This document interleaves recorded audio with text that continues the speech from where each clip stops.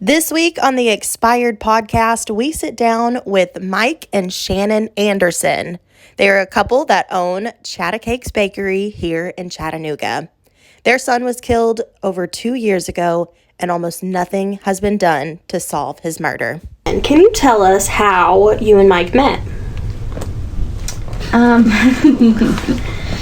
I used to wait on him at a children's clothing store with his ex-wife. Okay. Well, that's a story. Yeah. He ended up getting divorced and asked me out. And I said, "Aren't you married?" And he's like, "Not anymore." And so we started dating, and very quickly things just got greater and greater, and it's been 30 years, and we still got butterflies. Yeah. That's awesome. I love that. That's did so you nice. ask her out, like, at the store?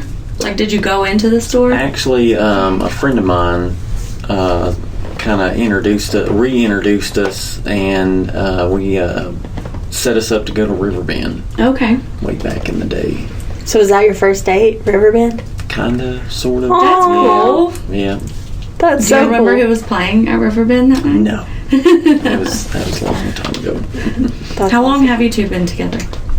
We'll be celebrating our 31st anniversary this year. That's amazing. Goals. So we've been about 32 and a half years together. That's amazing. That is amazing. Me and Taylor are about to have 8 years, and I'm like, Ooh.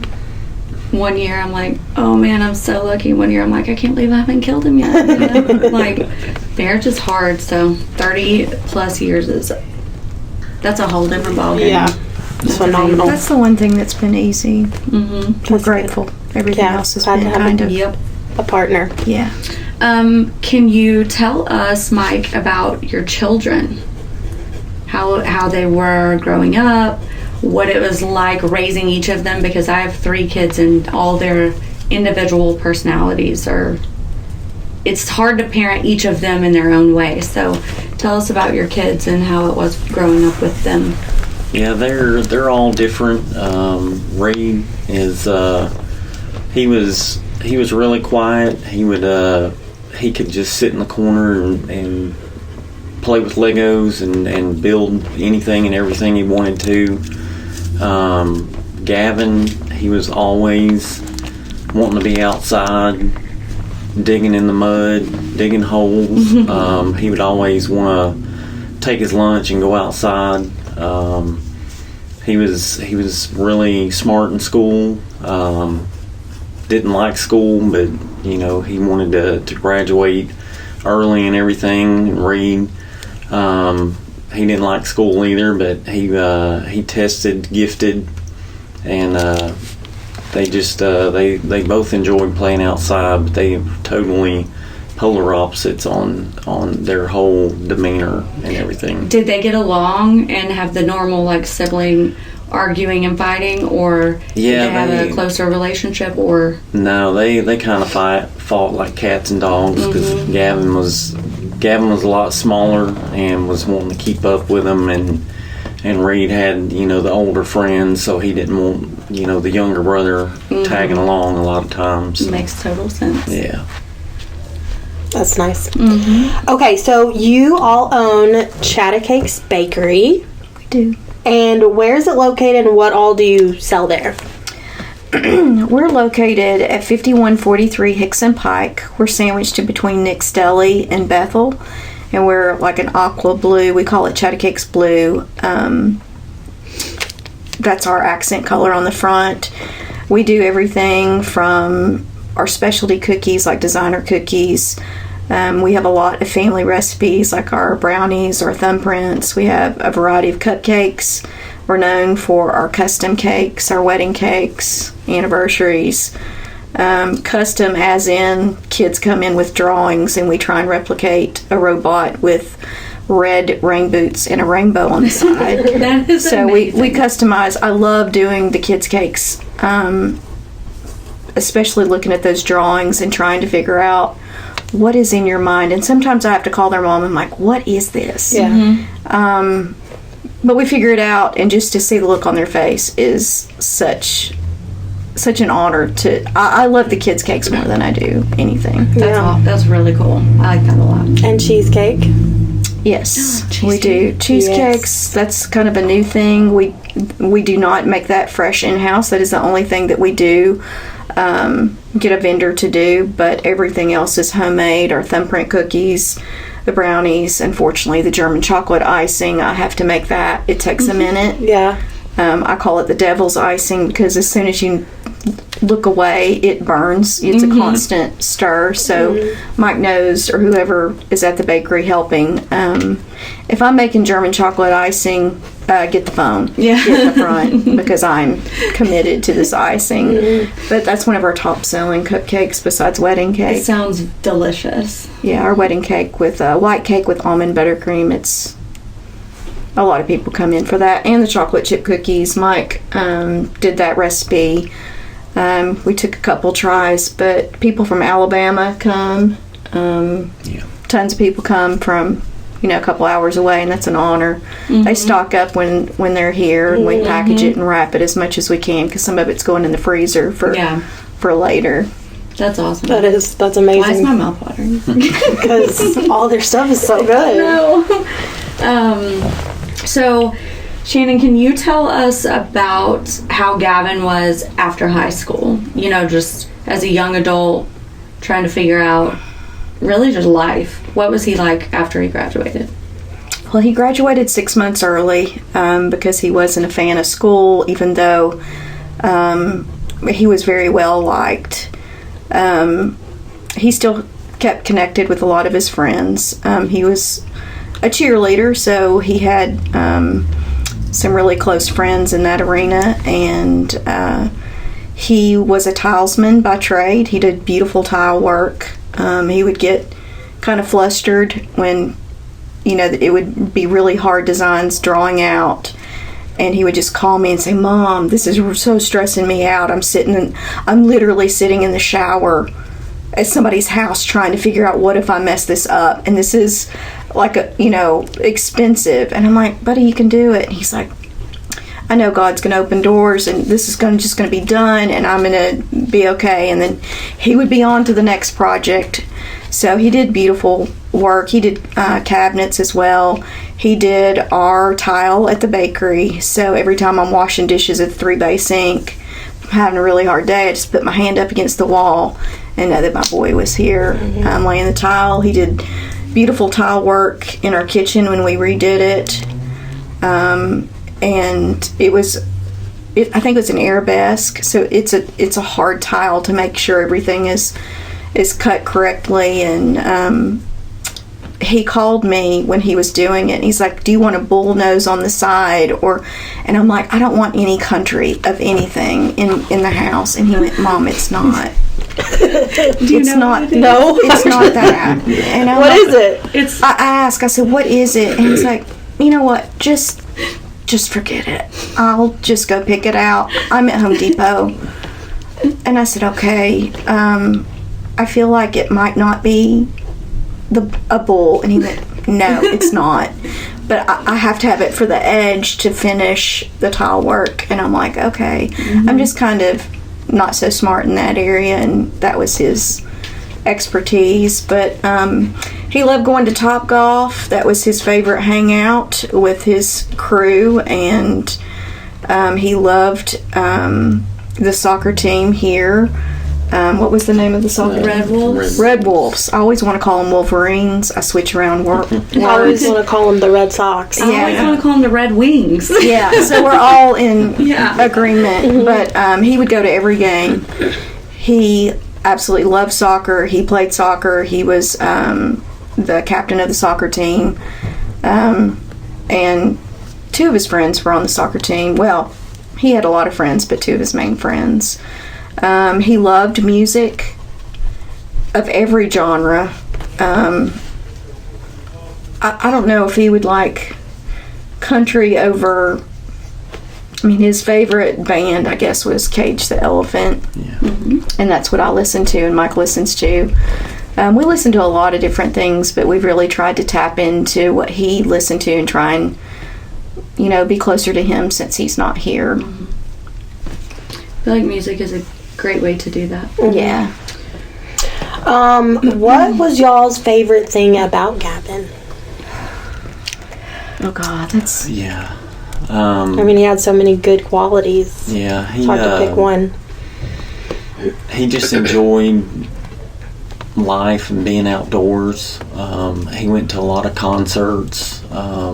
He was real positive. Anytime that we would be upset about something, a lot of times stressed out or something at work, he would a lot of times, remind us of, some scripture or something, and just kind of get us refocused on, what was important. But he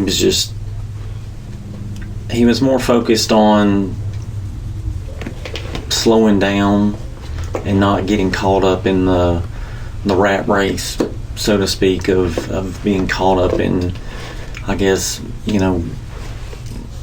having too much stress on worldly possessions and everything. And he did like, working and having his own thing. He moved out and got his own apartment and everything. And that was at age 20. Yeah, I think at 20. Yeah, he was ready. Well, at age 4, he asked how old he had to be to move out. And I'm like, do you not like it here? And he said, it's all right.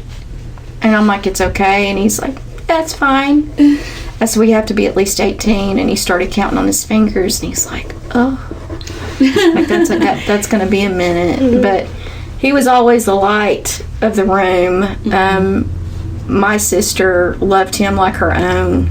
And I love her kids like my own. And he would spend a lot of time with my sister. And St. Patrick's Day was a big day in her, where she works. And they would go out and hand out t-shirts from Athens Distributing and promote whatever alcohol they had. And I was watching a video. And I asked my sister, I'm like, is Gavin, has he had something? And she said, no, that's him. He literally walked in the room bouncing and going, hey guys. He's like, look what we've got. We've got some free t-shirts. And he was just, people were attracted to him immediately when he walked in the door. He met no strangers. He seemed like a very grounding person. Like that his energy makes you kind of like take a breath of fresh air. Yeah.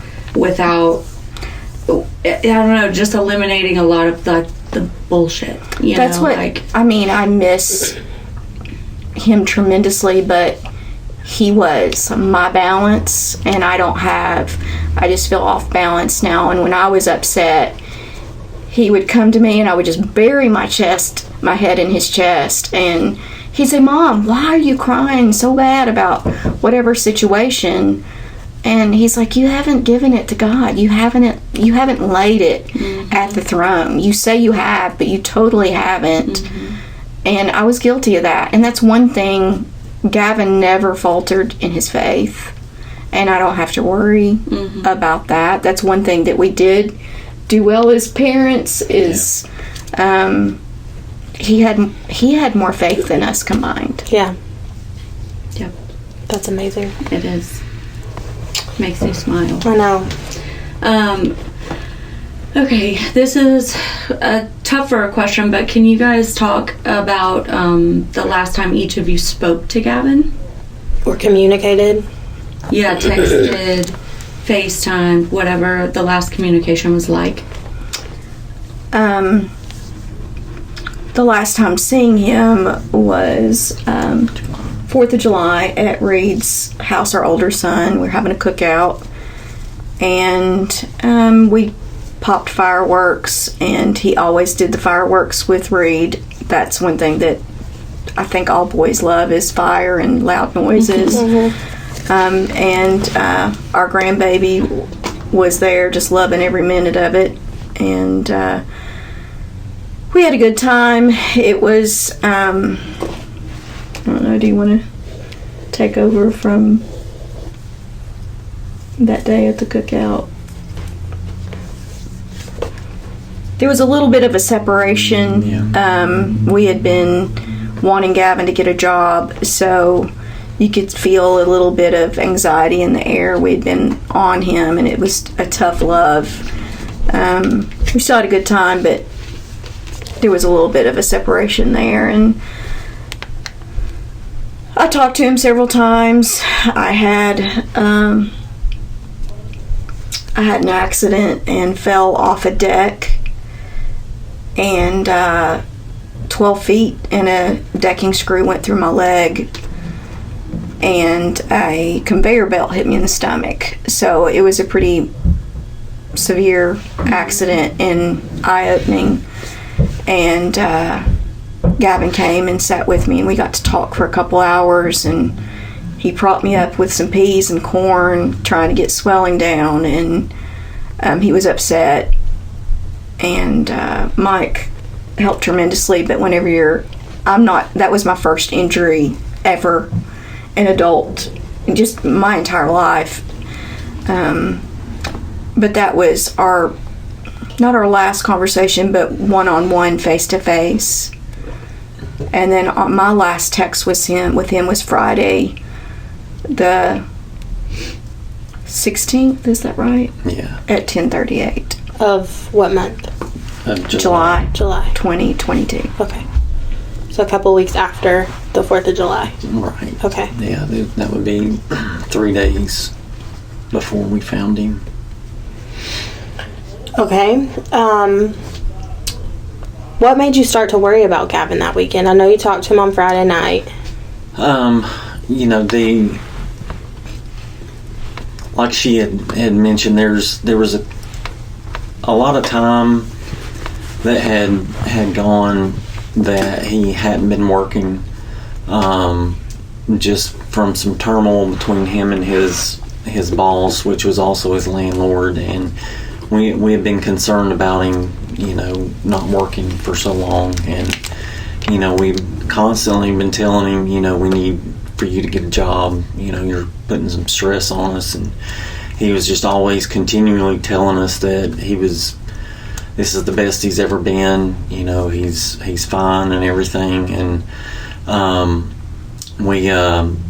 I had actually called him from the emergency room when she had her accident, and I told him, we were sitting in the ER, and it was a bad accident, and he didn't think it was that bad, so he didn't come and check on her right away. And I told him that day, I said, this is the last time I'm going to ask you. I need you to get a job. I said, you're putting a lot of stress on your mom, and this needs to stop. And he said he would. And we had our family dog, Lucy, that was 12 years old, and she had cancer. And the year before, we were driving to Florida, and we got a call from the vet. Gavin was with us. Gavin was driving to Florida with us, and we got a call from the vet that she had cancer. And the three of us were just driving for, about the next hour, all of us crying in the car, and Gavin turned around and was holding his mom's hand all the way down to Florida.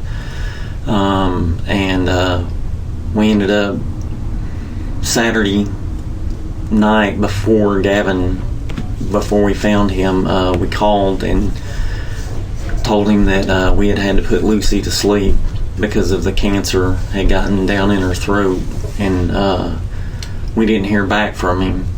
It was a text. It wasn't a phone call. It was a text. And so that kind of, we thought maybe he was asleep, and didn't see the text or whatever. And then she texted him again on Sunday, and we didn't hear from him. And so that was unusual that we wouldn't have heard back from him from a family emergency type situation. And so then on Monday, we really felt like something was wrong, and so we left work and to go over and check on him, and then that's when we found him. When y'all were going to his apartment to check on him, what were y'all feeling? What were you Do you specifically remember having any, intuition can be a very gnarly thing, but sometimes it doesn't show up, Were there any specific feelings or things that you remember when you're heading over there or thinking? Because part of me is like, with my kids, my oldest, I'm like, man, if he's 20, we just recently, like within the last week and a half, had to put our dog to sleep, and it was like his best friend. I'm like, if I had texted him and he hadn't responded, I would be mad. Like, I'd be like, yeah, what? Why are you not responding? So I'm just wondering if there were any gut feelings of maybe something else, or if at the time with all of that going on, if it was more of just normal life feelings and occurrences. I was hoping he wasn't at home. I was hoping we were going to pull around to his apartment and his truck was gone. Maybe his phone was dead, and maybe his dog had chewed up the cord and it hadn't charged it or something. But so it wasn't a good feeling when we pulled around and his truck was there and his door was locked. But I knew. Yeah, there was a lot of anxiety driving over there. At the bakery, it was like 1 o'clock. I was having an anxiety attack, and Gavin was calling out for me. I heard him call Mama, and I knew that he wasn't in this realm. And I immediately went and got Mike, and I know that's weird. And I said, we got to go now. Like, close the bakery. We got to go. And I did not tell Mike that. I just knew it was urgent. So we got there. I had already called the landlord and said, we're on our way. And the upstairs apartment had his keys laid out for us because it was locked when we got there. When we got there, there was a wasp nest right at the center of his doorway. So that was kind of strange to us. That kind of gave me and his dad a feeling of maybe he has not left in a little while. And we got in the door. Mother's intuition. When you got into the apartment, what were the first things you saw or heard or felt? Right when we walked in the door, his dog Liza was running loose, and we saw Gavin laying on the couch face down, and it just wasn't a normal position that, like you would have went to sleep at night watching TV. And she went over first and touched his calf, and then I went over and she screamed out, and I went over and touched the back of his arm and said, "Gavin, get up." And he was really cold, and I put my hand on his back and said, "Gavin, get up." And I knew, that he had passed away because my brother died 10 years ago. And I knew that feeling.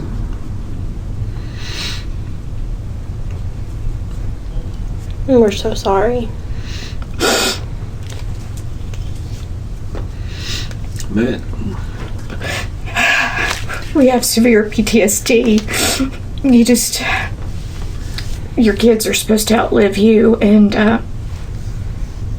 I know we're not the only ones, but finding your child dead, we will never be the same. Yeah. Never. I can't even imagine.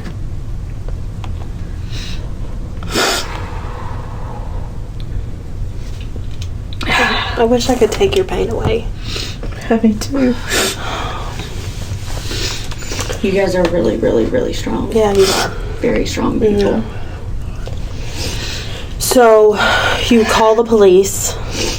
Yeah, we ran out of the apartment, and I called 911, and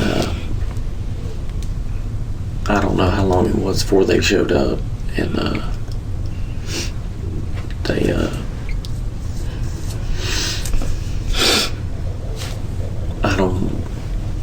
we don't remember too much after that, but they. The medical examiner, somebody from the medical examiner's office, I believe, it is on the body cam that they ask if we wanted an autopsy, and I said yes, even if we have to pay for a private one. That is recorded on the body cam. Mike and I and our entire family was in such horror.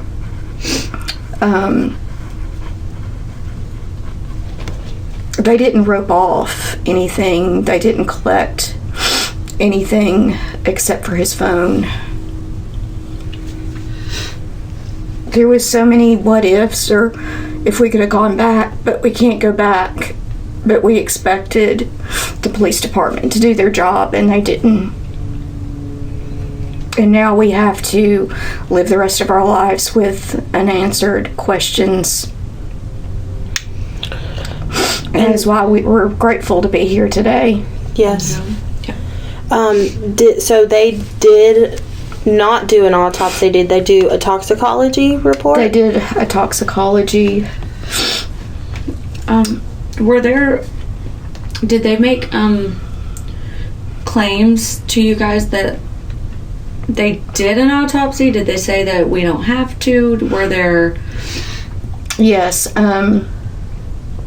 A friend of mine was doing a favor and talked to Chuck Hall, and he was of the medical examiner's office. Okay. And he said over the phone that his heart looked good, there was no broken bones, there was no signs of cancer, there was no signs of foul play, everything looked normal. So in Mike and I's mind, that autopsy had happened, so Mike went and signed for cremation. And little did we know that our son's body wasn't even at medical examiner's office. It was already at the funeral home during that phone call. So he lied to you? Dr. Metcalf said he was just confused. He was confused? Mm-hmm. He just made it. He did lie to us, yes. Okay. So the requests for even a self-paid autopsy that was just ignored? Correct. I called the medical examiner's office probably for 6 months, once a month, to talk to Dr. Metcalf, just to make sure he knew that he made a mistake. And he just repeatedly every month would say, just because you request for an autopsy doesn't mean you get one.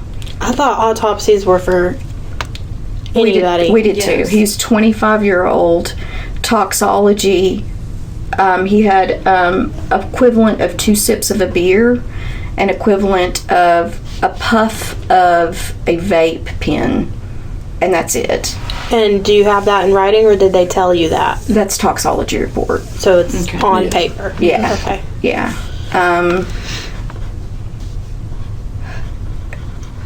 Our current attorney said that if we had gotten an autopsy, that a lot of questions would have been answered. We wouldn't be in the situation that we're in now. Mm-hmm. But obviously, things not being roped off, a bloody towel not being picked up, a bloody t-shirt not being bagged, the thermostat being turned down to 60, all the breakers turned off except for the refrigerator and the air conditioning. So that was pretty obvious after we've had private investigators, and it's hard to do everybody's job when you're just in shock. Mm-hmm. You have 12 months in order to file anything against a medical examiner or the East Ridge Police Department. Our private investigators gave us information 13 months after. So we missed that opportunity to... aside from, obviously the body cam footage and the request for an autopsy and even letting them know that you'll pay for it, the body cam footage was on a police officer. I guess it's like a two-part question. You mentioned like the bloody towel, the t-shirt, certain things that it's like, looking back now, like why weren't these things taken in for evidence? Why weren't they put into the chain of custody just in case, especially after requesting and saying you'll pay for an autopsy?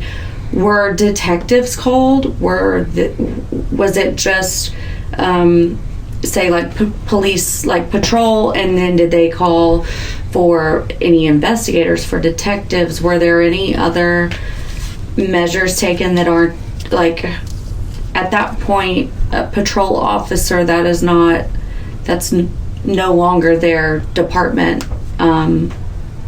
Was anything done? To our knowledge, all they did was go through Gavin's cell phone, and I'm not for sure what all they did on that, because they did not even give us the printout of his forensic report on what he found and that would be Detective Beck, as to what he actually found on Gavin's cell phone. They did not interview, the East Ridge Police Department did not interview one person that we asked them to interview. They did not, like you said, they did not collect any of the evidence that we felt should have been collected at the scene. Honestly, we didn't even notice any of that because we were screaming in the front yard. Yeah. So we knew from our oldest son, Reed, and his best friend, Gabe, cleaning up the apartment, they had to get that. Did they keep it? No. No. They threw it away. Yeah, they disposed of some of the stuff because us. they did not want us to see some of Gavin's property with blood on it, because we had assumed the East Ridge Police Department had done their job and had taken everything they needed. And we have found out later that the East Ridge Police Department or the medical examiners had even left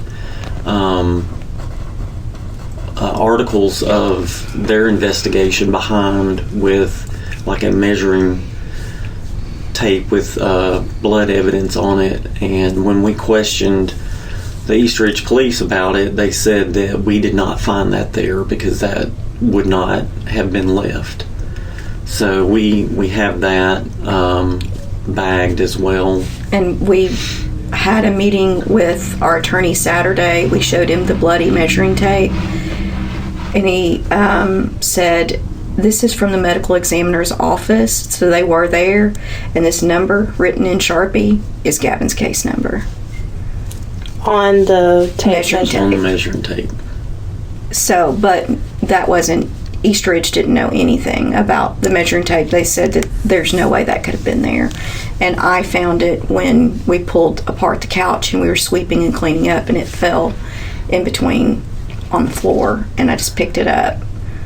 And we still have that. We still have, Mike was able to get all the photos, the body cam, within 5 days. But this, how many years had passed? A year and a half? A year and a half.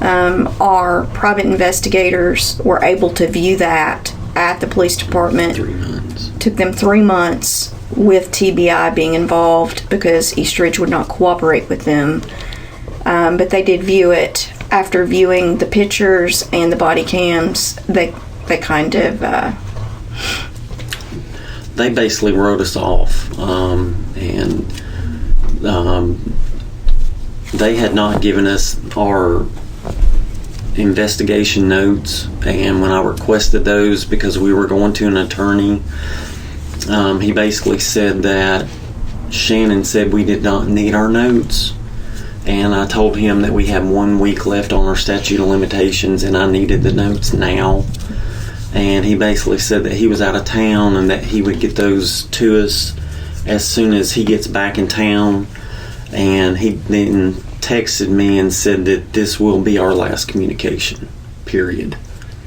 And the notes, I'm assuming, were never sent? No, we have them. He finally turned around and mailed them. And they actually did do a good job with interviewing people, and they found some viable information. Okay. TBI.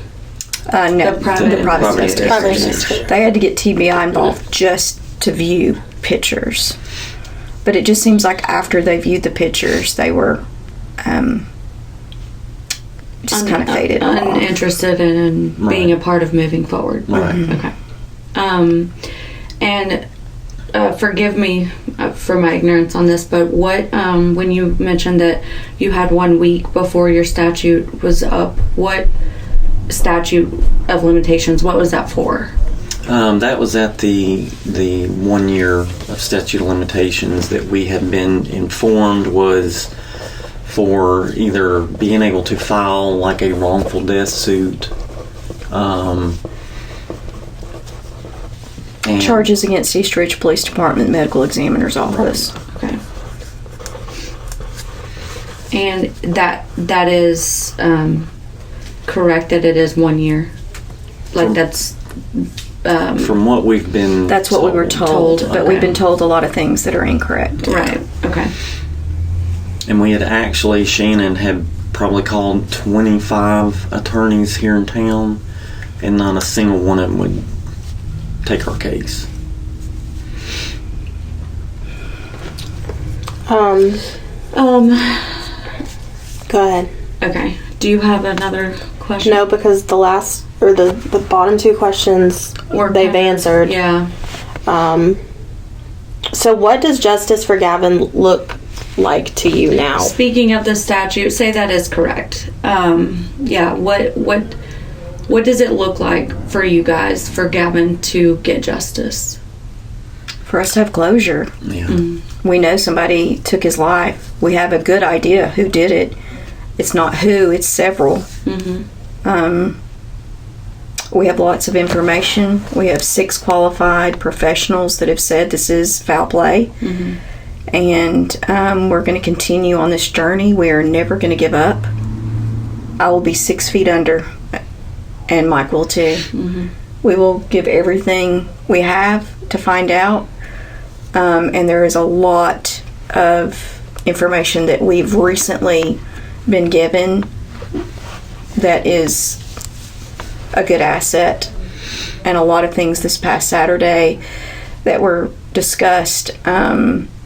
Our attorney is eating it up, looking at all, and he's like, this is missing, and this is missing, and this is missing, and I'm like, this is all we have. And he's like, no, you're missing the check-in list for who comes in and out of the apartment. You're missing this. And we just didn't know. We just expected them, but they just threw our son away. And back to just the main thing is we want closure. We want to know. We want justice. Yeah. And I cannot imagine, and this is one of my mantras, there is worse things than death, and that is guilt. Way worse. Guilt. Mm-hmm. Yeah. So moving forward, you probably can't say much about it, but is your new lawyer looking into evidence on who could be responsible and trying to get them charged? We believe so.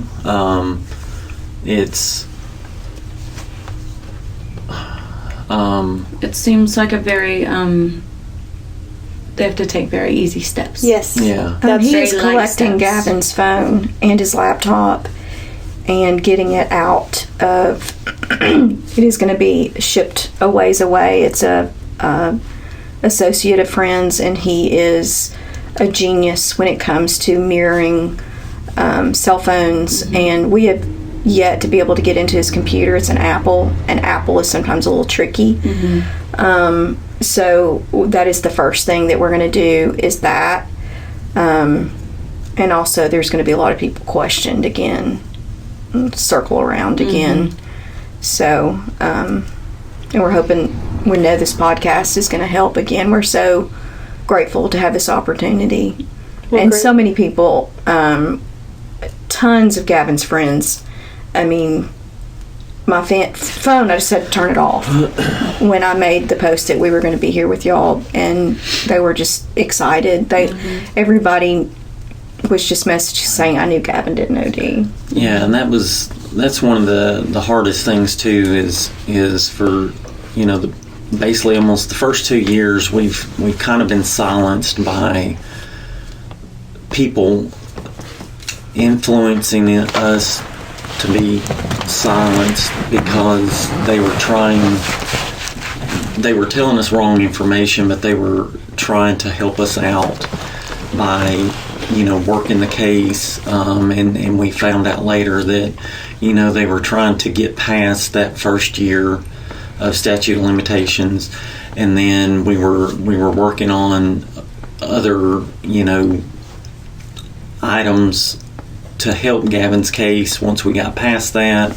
And then we were in a contract that prohibited us from talking about Gavin's case because we were trying to get a pitch with a production company to get Gavin a story out on a streaming service, and so that kind of unfortunately left a lot of questions unanswered in Gavin's case, which we wish could have been answered sooner, but we're glad that this opportunity has come up with you guys, you know, to answer a lot of these questions for people, and certainly, you know, a lot of Gavin's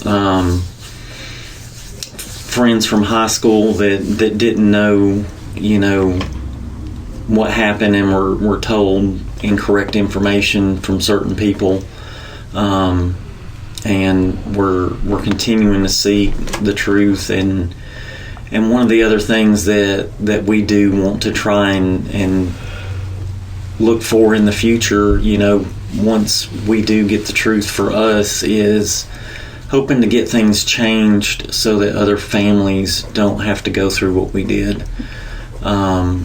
You know, because like we said before, you know, a healthy 25-year-old should not be overlooked for any reason. You know, it's we've heard from other medical examiners in other states that there's so many things that have been missed in his case that is just common practice in their state, and we've been told by certain officials here that they're just understaffed and this and that. And, you know, in my personal opinion, if you weren't paying the top medical examiner the highest paid city official in Chattanooga, then maybe you wouldn't be missing autopsies in Chattanooga.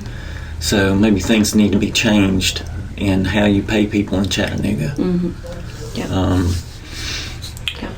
Well, on the following episode, we are actually going to talk to some of Gavin's friends, talk to a few people that were, you know, have grown up with him and, you know, have been friends with him through adulthood.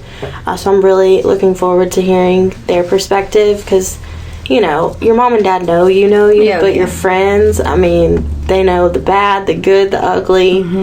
So I am looking forward to that.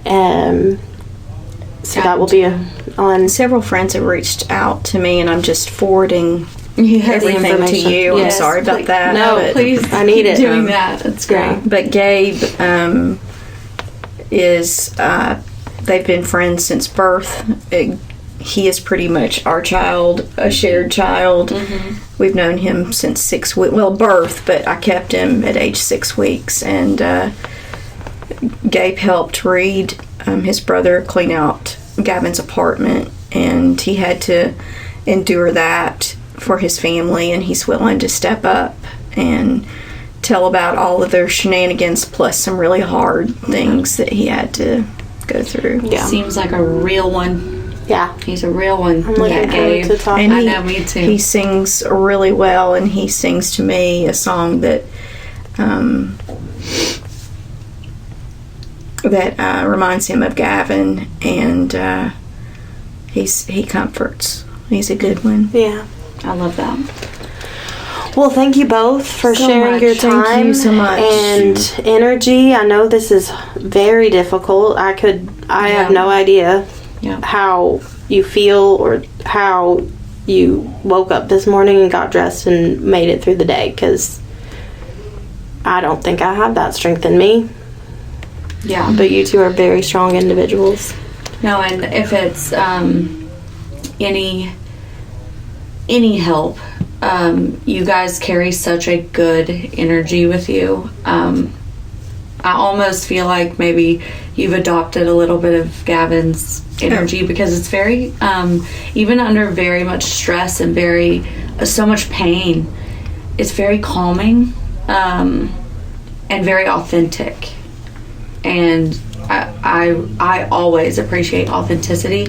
But yeah, I can't imagine, and I also can't wait to help you guys find justice for Gavin. We appreciate that. And she brought it to my attention. I did, when you were talking to me about our children, I did not mean to miss our first child. Okay. Peyton, that's what our tattoo here is about. And unfortunately, Peyton was our first child. He passed away at 4 months. So I didn't really know his personality, a whole lot. But he passed away from spinal meningitis. And I was working third shift at the time, but I was with him when he passed. He stopped breathing. And I rushed him to North Park. And I called her, and she met us there. But I did not mean to leave him out. I just nervous jitters. But yeah, this is Peyton. This is Reed that's still alive, and then this bottom one's Gavin. I love that. It's beautiful. She's got the same tattoo. But so they're together. Yeah, with her dad and mom. Yeah, my mom, dad, and Lucy. Lucy was escorting him in through the gates. She was standing there waiting. Yep. Yeah. And, Gavin always liked helping others. Reed does too. He's got a loving heart. And we just try and continue. That's our purpose, is to make other people, whether it's giving a free cupcake away or making somebody a meal. I'm not patting myself on the back, but it is literally how we are surviving through this life. Yep. You just have to give a part of yourself. Yes. Acts like that too, though, are really what make the world go round. So I don't think it's patting yourself on the back. You're being good humans. No matter what the world has thrown at you, you're still showing up in a positive way. And trust me, sometimes it's hard for me to get out of bed, and sometimes I don't. And I know there's other families that are in way worse situations than we are. And when I hear of bad things happening to others, it literally shatters. It shatters me, because I know that pain. When customers come in and you can look at them in the face and they just start crying, and I just come around the corner and I just hug them. We just hug until we can't, until it gets weird. I love that. And I also love the kids being able to draw something and then get a cake that's got their art on it.